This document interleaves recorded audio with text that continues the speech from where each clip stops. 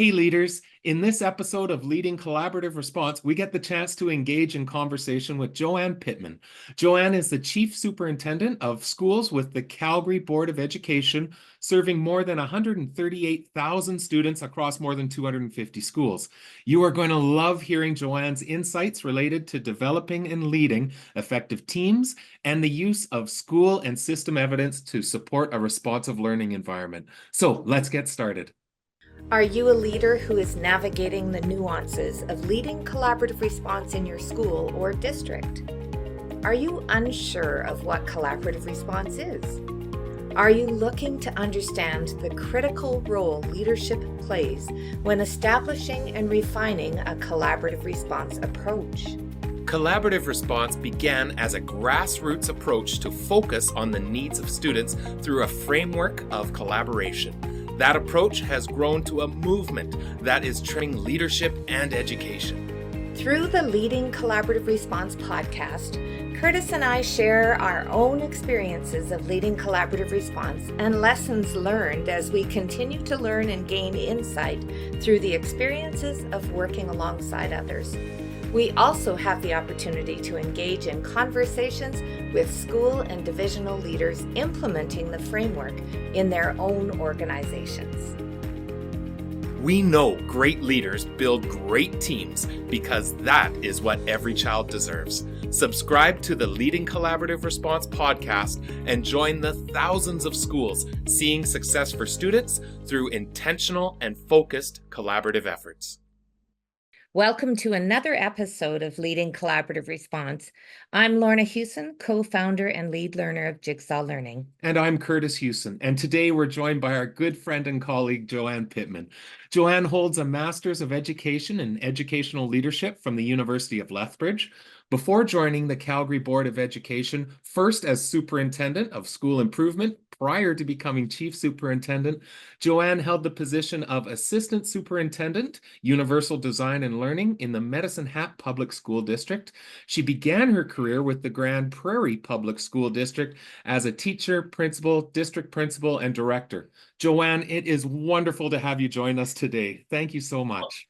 Well, I'm thrilled to join both you and Lorna today and looking forward to our conversation. Awesome. Yeah, so before we dive right into chatting about collaborative response and the Calgary Board of Education, we shared your professional bio, but what else would you like to be able to share with our listeners about your journey in education? Well, all things go back to different stories of where we come from. And obviously, I started in my growing up years, I was in Northern Alberta, and Kurtis, I know, also started not so much his growing up years, but his formative teaching years, because he was hired by my dad, who was a principal in Fort Vermilion. And at that time, and Kurtis is a little bit older than I am, I was in university, and I remember hearing my dad speak about Kurtis, who was the most amazing teacher, and he was telling me about all the things he did. And he was so proud of Kurtis. And then, of course, Kurtis became a vice principal. And I wasn't a super fan of this Kurtis fellow, actually, because I was tired of hearing about everything that he did. And I wondered when I might hear that same feedback from my own father. And so the funny part of that, and why I love this story, is we never realized this. We knew the connection, of course, but never realized these under the surface feelings, because while your dad was sharing that with you at school, I was hearing about this daughter that was doing so well at the university and was involved in this research project and that one. And I also reached a point of, oh, I am sick of hearing about this Joanne from John. So it was funny when years later we had the chance to continue to work together and have become really good friends and colleagues through that, to unearth that, yeah, neither one of us really liked one another before we actually had a chance to meet.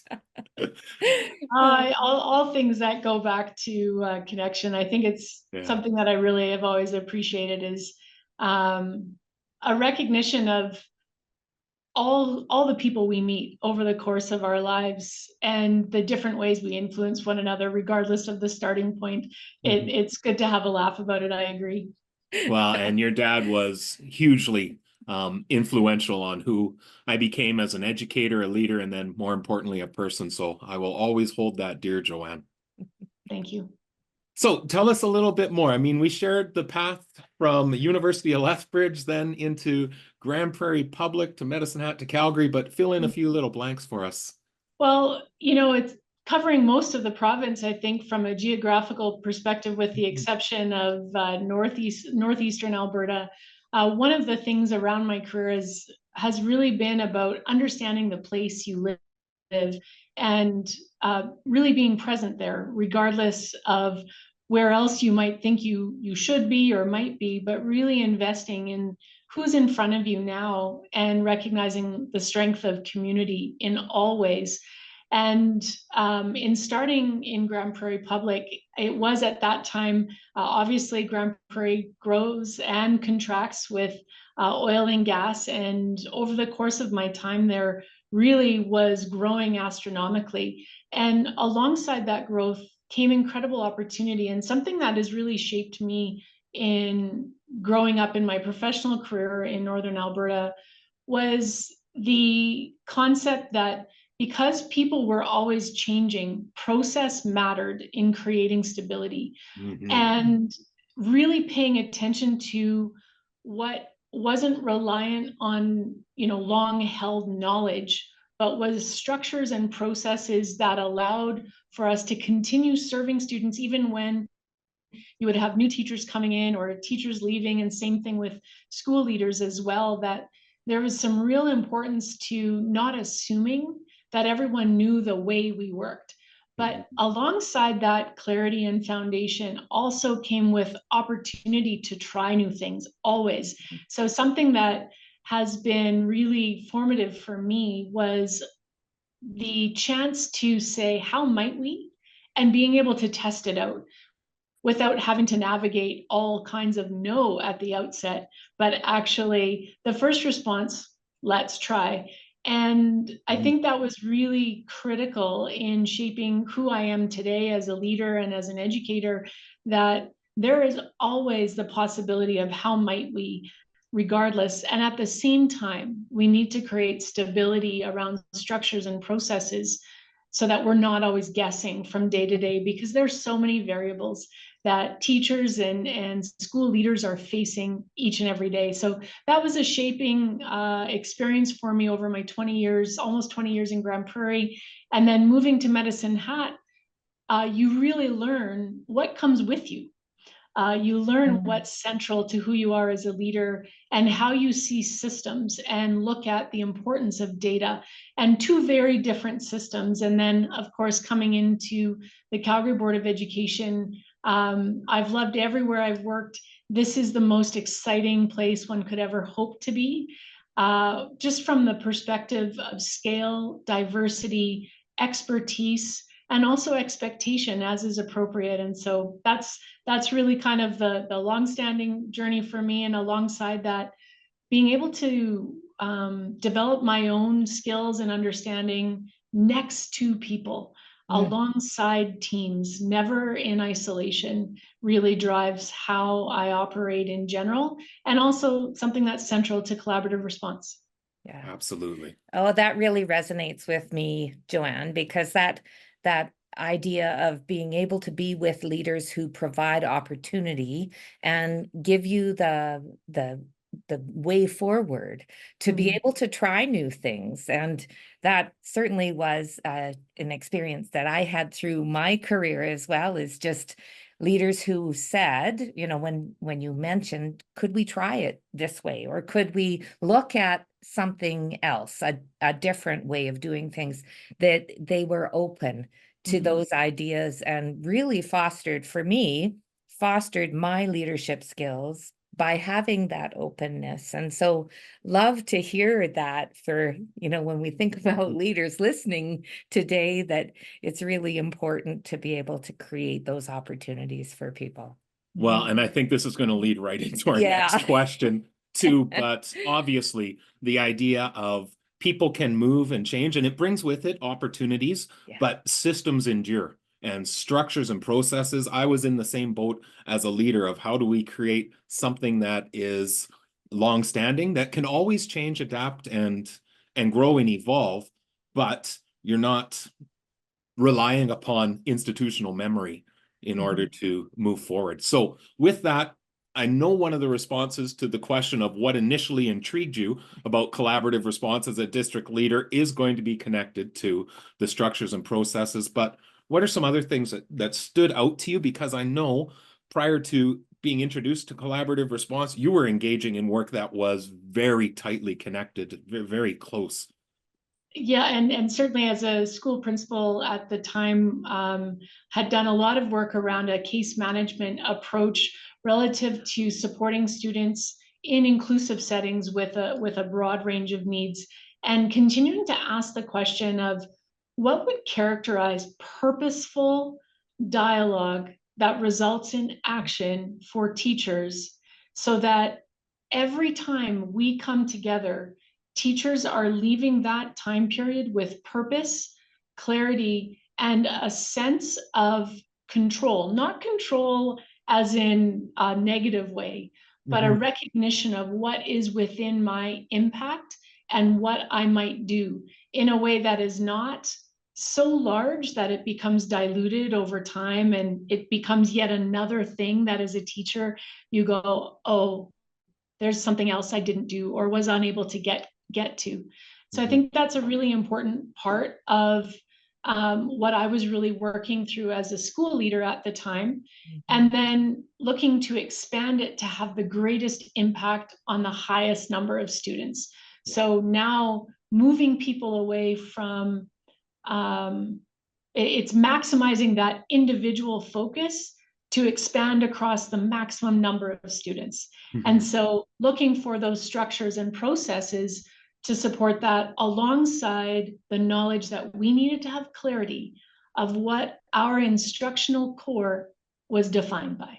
And so engaging at that time with collaborative response really forced, or not forced, that sounds negative. It created the environment whereby we could look at data, teaching practice, and a sound structure that allowed for teachers to leave every interaction with a clear plan, and that it's never you by yourself. Well, and that's really key, is the idea that we're honoring and empowering the staff members with the exceptional expertise, but we're doing it in a way that's really clear, purposeful, intentional, and in a way that's hopefully growing capacity of everyone through the interactions that you have as team. Well, meeting the needs of every student in your building. Yeah. But doing that in a way that's benefiting the staff team as a whole as well. Absolutely. Yeah. So Joe, I know coming into the Calgary Board of Education, I'm sure that there were, I know. We know. There were already pre-existing structures in CBE prior to the work that you've done around collaborative response. But what were those kind of systems, structures, processes that were already in place that allowed you to take those next steps toward collaborative response? We'll be right back to continue this episode. Feeling overwhelmed with the expectations being placed on teachers, leaders, and educational systems to respond to the diverse needs of our learners? Are you wanting to take your PLCs and RTI efforts to the next level? It definitely takes a highly coordinated framework of structures and processes to maximize the collective capacity of your team to ensure success for all students. Collaborative Response is that framework. Order your copy of our bestseller, Collaborative Response, 3 foundational components that transform how we respond to the needs of learners, which includes access to a comprehensive companion website. Join the thousands of schools using the framework to ensure high levels of success for students and staff. And now back to our conversation. And, you know, my answer would actually be reflective of all 3 school authorities that I've been privileged to be a leader in, but in specifically within CBE, recognizing that professional learning community structures an understanding of response to intervention, and that recognition of the importance of a continuum of support at a certain level. I'll say that we had areas to grow in there. Evidence of incredible expertise throughout the inclusive education team and within area learning teams as well, because we have our 7 areas that each hold a geographical group of schools, and those teams having both educators as well as other professional expertise attached was really important. And those strong structures existed. And have existed for quite some time and have grown and ebbed and shifted as needed. But when I look at all of those pieces, there still was a high level of variability in how each of them could be enacted all the way down to an individual student. And the question that I ask myself is, how might we as a system, as large as we are, now serving, our opening day enrollment, we're well over 143,000 students. Wow. When we think about that, how can we ensure that given the scale, the work at the system level can touch every individual student, and that every individual teacher will not be asking, where do I go for this? We have to get to a point where that level of clarity is so embedded to the way we work in every school, no matter which school you're at or what grade level, that we create that level of efficiency, because that will only serve and elevate, will serve our students and elevate the expertise of our staff in a way that truly creates strength and focus around student achievement. Well, and we talk about from a micro level at the school of how do you leverage the expertise that exists within a particular building. But when you take a system such as CBE, that was one thing that stood out to me immediately when engaging with groups, is the expertise is just astronomical that exists within the system. It's how do we best leverage it that becomes the real challenge. Well, and Kurtis, to that one, I think something that I've come to is this: the way we work together is equally as important as what we work together on. Yeah, absolutely. And so that's a really foundational underpinning of collaborative response, in setting the way we work and the combination of that with what we work on and what that should achieve, and all of that follow-up is its own self-generating, I'll say, vortex of service to students in a way that truly has impact. I've seen it as a school principal. I've seen it across the system. I'm seeing that continue here within CBE, even with, and necessarily so, multiple entry points. Mm-hmm. Well, and I think that was one of the things also that excited me when starting to work with, we can talk about the phases of implementation, and as you mentioned, multiple entry points for schools, but for leaders where they had really strong collaborative cultures already established, whatnot, there was clear through lines for them to understand this is how these different pieces connect, rather than seeing this as, oh, great, we're starting something brand new all over again. Well, and kind of to that end, it's easy for, on the surface, for people to assume that collaborative response is just about another meeting, another spreadsheet, another list of actions. It's another, is what I would say, that it would be easy to go there. But when you truly, because it's so simple. It is. But when you truly engage with each of the components of, do we understand our continuum of supports? Do we have foundational understanding of the data points we're going to utilize for our larger groups of students? And are we able to engage with and describe to one another our instructional practices that have or have not had the desired impact, and what we might do next? When we create the conditions for those 3 elements, it is not just a meeting. And I think often, and Kurtis and Lorna, you see this as you've worked across, more than just the province of Alberta, where principals or system leaders might pay more attention to the schedule Yeah. than the design and understanding of the way of working, than the recognition that there's parallel actions that must take place.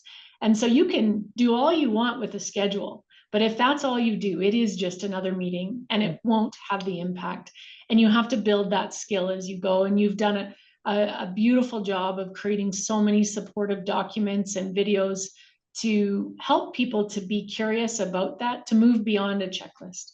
Yeah. Oh, so true. And I think often with the schools that we work with, the starting place is almost always the intensive The meetings. examination of the meeting, Yeah, the or meeting the structures, schedule, yeah. right? Those tangible things that we can put into place right away. Another thing that sometimes schools will build their continuum of supports right off the hop because it's something step A, step B, step C that they can move forward on.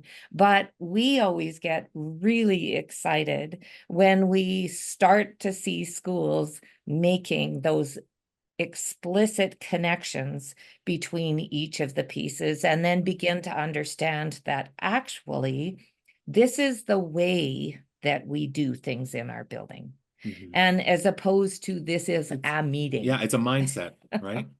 So I am curious because I know that you're asking me questions, but I would love, given that you've worked with our system now for almost 5 years, what are some of the successes you've seen with our schools and our leaders in relation to the implementation of collaborative response? And I do want to just highlight that, a pivotal point of my observation is also that involvement and modeling of direct feedback within and across our schools as we really looked at our implementation shifting into our year 1, year 2, and year 3 schools of how long they've been engaging and what that looked like. So just really wanted to check in with you actually and see what your observations were. Well, I think Kurtis is going to jump in here in a second, but I first want to point out that this definitely was a partnership between understanding how to navigate a big system like yours and being able to move into an effective implementation where everyone across the system was able to understand how we were moving forward. So that partnership was super important to be able to engage with you and your leaders, and then us helping to move that along. I think, and I really want to get to discussing what we've learned through the scaling of implementation, because this was, it was certainly never brought in as we will do this top-down directive. There was, as you mentioned, multiple entry points and opportunities to learn, and then more importantly, learn from one another as school leaders, as system leaders. I think where I get excited seeing the growth is when people start to have that connection of this is a way of being and doing within our school, but it's from that spectrum of when you first start out, it's, oh, we have one more meeting. Yeah. There's one more meeting and it looks a little bit different than how we normally talk about students. And the schools that stop there, sometimes it can become frustrating because no one has time for one more meeting unless you see how it connects on the through line. The excitement I have is where so many schools have now progressed to that point of understanding this is how we really actualize those priorities in our school development plan and has everybody rowing together so that they can see the connection between we have a priority, let's say a literacy priority within the school, and to be able to say, okay, have we really reflected on our practices and the tiering of instructional supports as part of our literacy continuum? And then do we have literacy data that is informing? And then when we come into our meetings with intentionality, we know where's the right spot. So I think, and I've seen multiple examples now, as you said, being able to go into schools directly, almost as little mini case studies, and being able to do that with the education directors alongside, so that they're learning and growing and understanding not just collaborative response, but where the opportunities and challenge challenges exist within the system. I think those schools that can come and they see the big picture has become really, really exciting. And we know that doesn't happen after a single workshop. Oh, Or no. I watched a video or Time. read a book. It takes time, but I think also the excitement for people to see how the things that already exist within the school or system, how they connect. It's not that we're Yeah. throwing away what we know works. You know, one of the things that really stands out to me in reflecting on the time that we've had with you is one instance in particular. We were doing a podcast with one of the high school, and they were talking about how the collaborative team meeting has really allowed them to employ supports for students to surface their expertise, which there is so much expertise there in your buildings. But then an added bonus to that was developing relationships with their colleagues that they never would have had before when they were working in departments only. And now they're engaging in those collaborative team meetings cross-departmentally, which allows them to have instructional conversations with their colleagues and has really opened up relationships that they might have been in the same building before with that person for 10 years and not really had, you know, those intimate conversations about who you are and how you conduct your supports in your classroom. Well, and it comes back to what you said earlier of this work ensures nobody feels isolated or solely responsible for the success of any one student, which then has incredible impact on the well-being of adults. And again, it comes back to where you started us off of creating connection, but it's purposeful connection. Well, and when I think, if I shift from a school implementation to thinking about the broader system, something else that was really important at the outset and has been needed to continue is working with our education director team and system principals across all portfolios. So those attached to the areas, those attached to, you know, Indigenous education, core curriculum, English as an additional language, etc., that the way we do this work around a continuum of supports, around the use of data, around the collaborative team structures is simply repeated as a common foundation. It just shifts in terms of the scale and scope, or sometimes the narrowness of a focus, in fact. But the understanding of how the foundation of that is critical, and it is not, would not be successful if all we were to say is, principals, you need to know this, and left it there.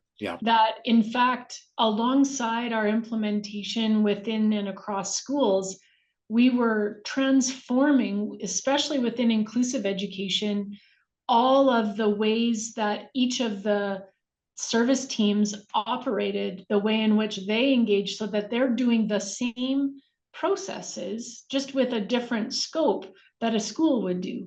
And that's been really important to reinforcing that generative response, even during a time where, you know, we added 13,000 students in 2 years, 13,000 new students. We registered 9,000 students who are newcomers to Canada last year alone. There is no way that those needs can be supported without strong and clear structures that can remove some of that fear. It doesn't eliminate it, I recognize that, but it allows for educators to go, here's the process, yes, this is a challenge, and here's how we're going to move forward. And it also then allows us across the system to assess better and more clearly where we need to insert additional supports should we have the opportunity to do so, or reprioritize because our student demographic is shifting, and therefore we must be responsive to that. Collaborative response has been an important component to allowing clarity. I'm not saying it's enough resources, but I am saying clarity of how we're allocating our resources the way we are is a really important piece to that. Well, Joe, you've alluded to it, so let's go there when we talk about scaling and system implementation, because we mentioned that this was not a directive that everyone must do this, and you have 2 years. This was phased, for lack of better word, across the system. But I mean, it looks different when you think about the sheer size of CBE, the number of schools, the number of leaders within that, both at the school and the system level. So what are some of the things that you've noted or that have happened within the implementation of collaborative response, and even what have been some insights that you've gathered from being a key lead within that as well? Well, I would say initially, the goal or starting out around implementation was very much with an open mind, without a thou shalt of how might we, because we had schools who had attended or engaged with, reading and had engaged with some of your resources. Oh, and I'll interrupt there. There were pockets within Yes, the system that had been engaging in this work for years, many years prior. And so our first year really was a very loose discussion and work moving forward, and almost a testing of the waters. What also at the same time, keep in mind, we were implementing an entirely new system-wide structure of education directors working within schools differently as well. So there were layers upon layers of change occurring. And with that always comes, and necessarily so, a heightened sensitivity to just the amount of energy that in and of itself requires in processing and assessing. What we came to realize, and I think this was a collective, was the importance of having a strong steering committee at the education director level. Because if you say it's everybody's responsibility and we don't have that core team ensuring that we're setting timelines, that we're employing our reflective structures as well to say, how is this part working for whom? What's the data that would tell us that? What feedback might we need to gather? What resources are necessary?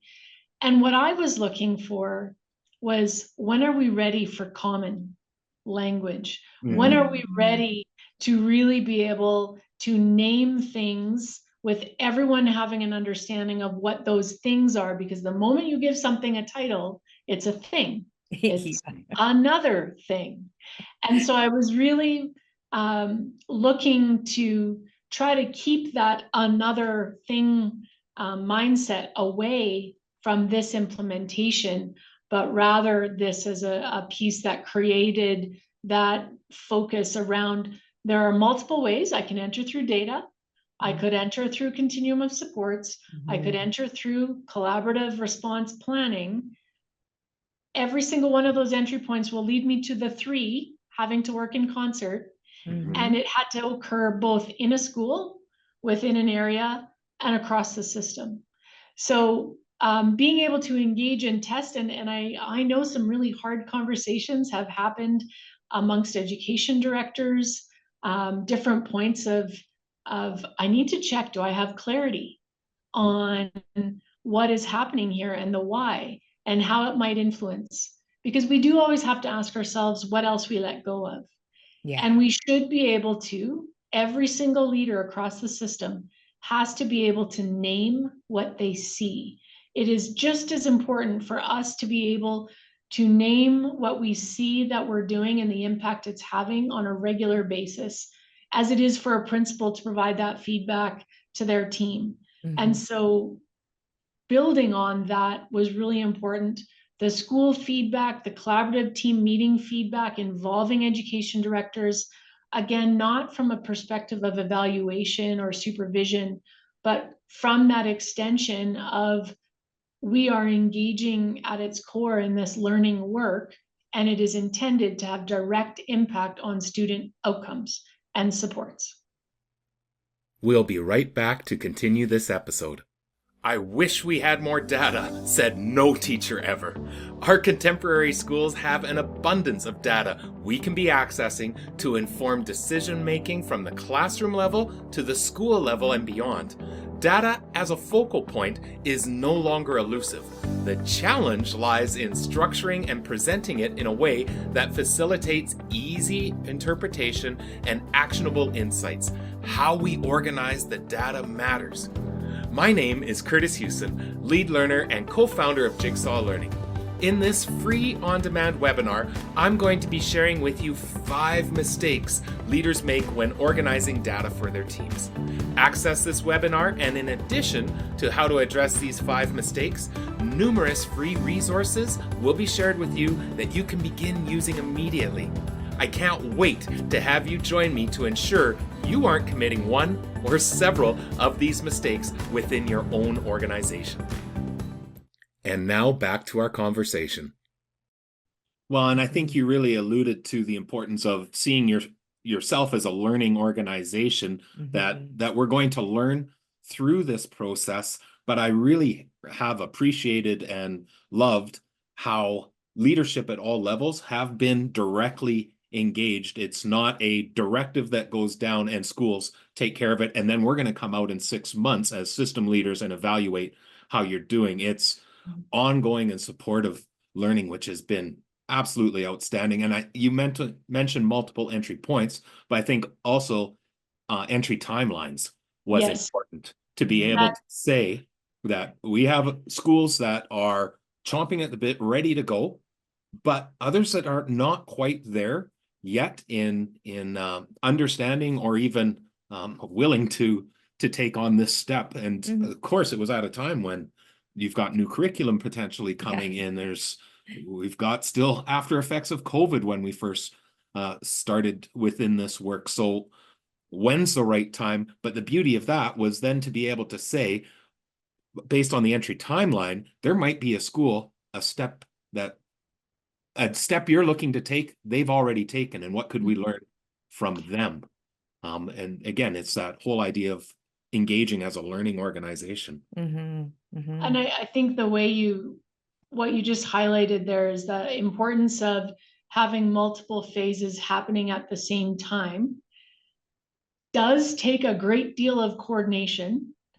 And what we found was improved implementation when we started to really name those phases and areas of focus. That created, because our principals, they want to achieve, and they're okay, if the system says we need to do this, we need to do this. But we also need to save ourselves from ourselves sometimes, and make sure we set those boundaries of this is how far we're going right now, to ensure that we're going deep in those areas, not just superficially, and that we create that space. Because you've done this for a great deal of time and worked alongside various school authorities.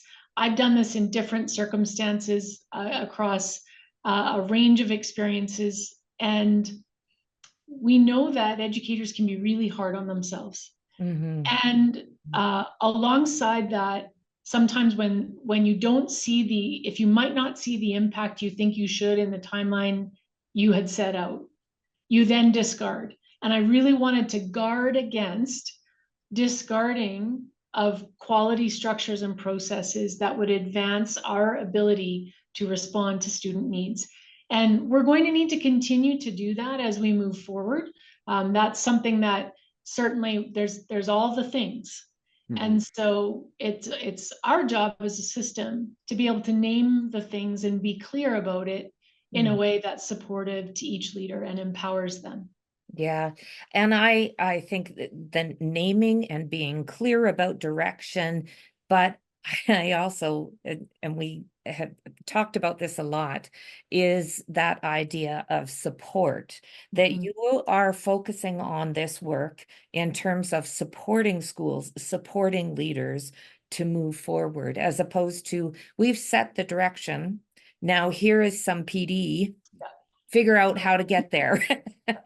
Well, and I do think in an environment coming out of COVID, especially where there's all kinds of churn and controversy and all kinds of differences that we must create safety within an organization so that learning can truly be at the depth it should be. Yeah. And it's not just in the saying of things, it's in the doing of things, as we know. And that's something that we have to continue to always assess and adjust, but the clarity of where we're going can remain the same. Well, and this is where I'm really excited as we move into this year, is now with the organizational understanding and learning that has happened, and now the creation of some specific artifacts that we can come, and sorry, I'm using the collective we, system leaders within CBE can come to schools and say, when you reflect utilizing this tool that CBE has developed in relation to collaborative response, where do you see an area of next step?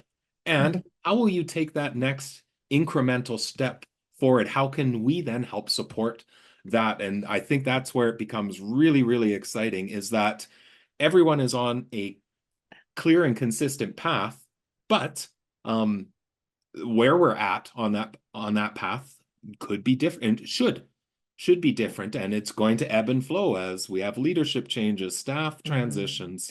Well, and setting the foundation for that sustainability. Well, when you think about continued population growth, the welcoming of new staff and movement of staff across schools, as Chief Superintendent, one of my priorities is ensuring that wherever we can have influence to create stability for staff so that their expertise is applied and focused on students, we will see that impact year over year. And I am ever confident in that.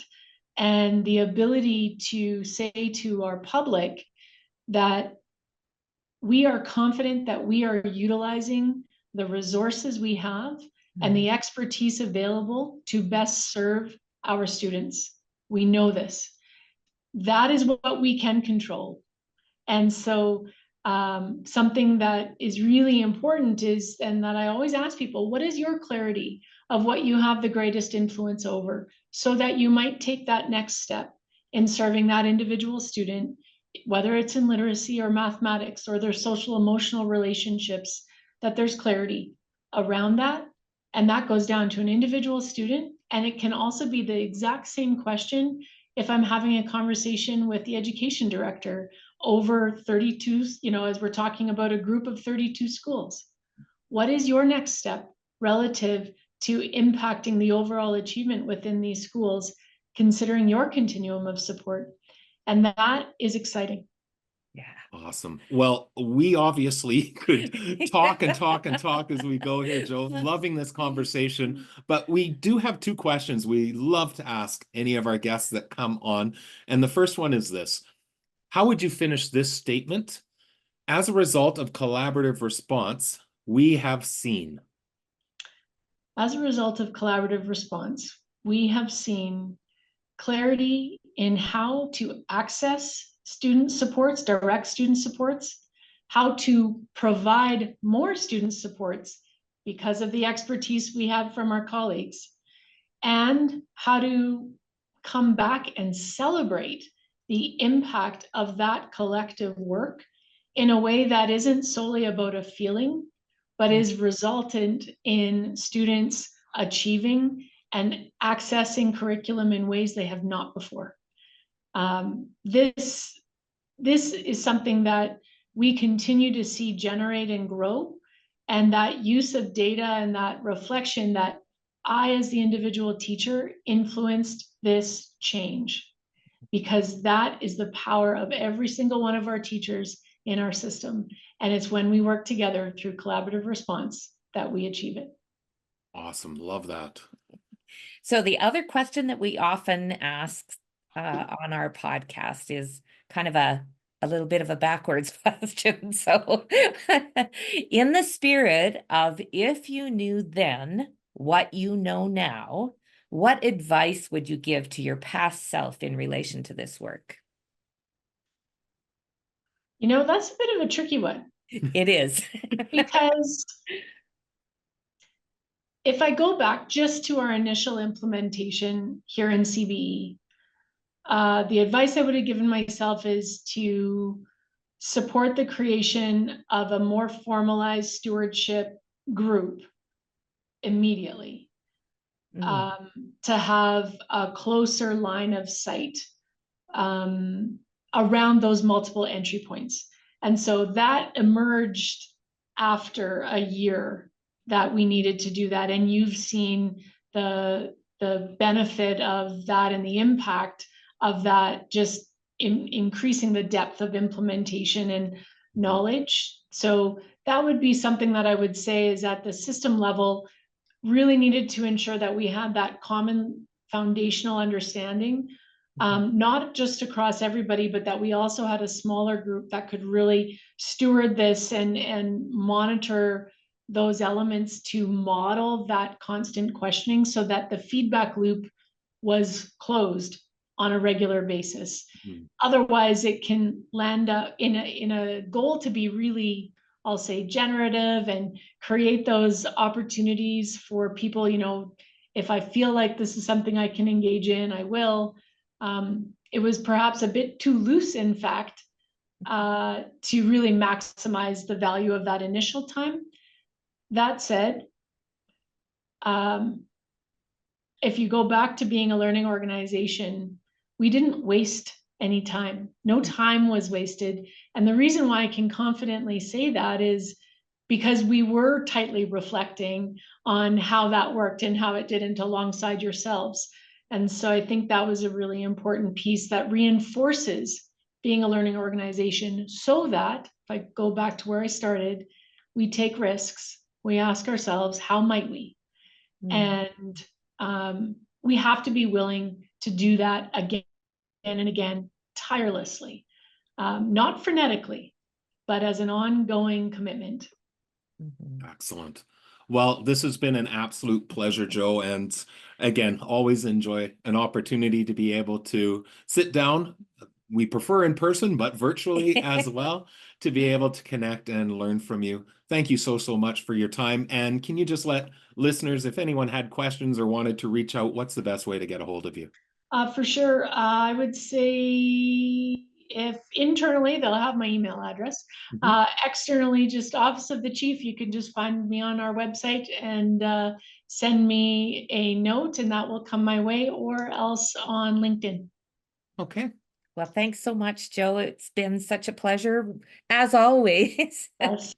And we always enjoy so much our time together. So thanks again, and wishing you all the best. We'll talk again soon. Bye. Wow, you know, we have the honor of these conversations with such incredible leaders, but this one holds just a real special place because of our relationship with Jo and understanding who she is as a leader, but more importantly, how committed she is to those that she serves. And that's one thing that, since I've come to know Jo, that has always stuck with me, of being really conscious of doing what she can to serve those who she is there to serve. Well, and we spoke to it a little bit during our time together, is that idea of support, but coming all the way from her position and communicating well to all of her leaders that this is a system of support, and that we're going to do things as a district personnel that are going to support schools, and that the schools are supported by their administrators. That whole idea of, you know, how do we design the system of structures and processes that stood out to me as a first key learning. That ensure that our system is about supporting students, staff, and leaders. But I found I was nodding through that right off the start of, you need structures and processes, especially when your organization becomes larger or scales to that at which Calgary Board of Education is. How many times do you think we heard the word clarity? Clarity, within the conversation of just really ensuring that this work is allowing us to be clear on our instructional practices, on Mhm. how we respond, on the way we access resources. Yeah. Without that clarity, again, in any system, things will break down and Mhm. it's hard to allocate resources as effectively as possible without clarity. And when you think about clarity and the way that Joe had talked through that is name it. Mhm. Name it. And that would go for naming what you know is going to lead you forward, but naming the things that are challenging too, Mhm. so that we can actually address it and what is actually real that we can attend to. So that clarity being really, really real Mhm. and true. But we talk about that through this work. When we think of a continuum of supports, I often, when working with a school or a system around that first starting, is saying we do good things in this organization, name them, Yeah. because we're going to start to organize and get real clarity. We have meetings, name them, Yeah. make it really clear and intentional what each layer of team is for.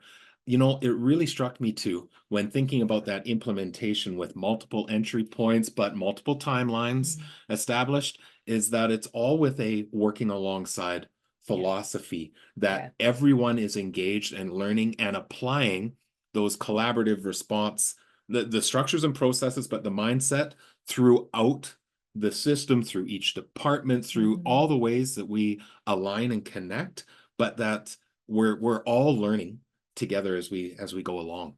Which and that's absolutely true, but alongside of that is the documentation and the sustainability of what they're working toward. Mhm. So really thinking about, their school development plans, that collaborative response and the efforts going forward are part of their education plan, that they have really cemented this in their documents and in the work that they're doing. Absolutely, for the system. Yeah. All right. So, as always, reach out if there's questions, responses, reactions. We'd love for you to share this episode with a friend, someone else who may benefit from that. We, in the show notes, as always, we'll be dropping some further resources to learn more about collaborative response, also to connect with some other Calgary Board of Education schools that we've had a chance to engage and interact from their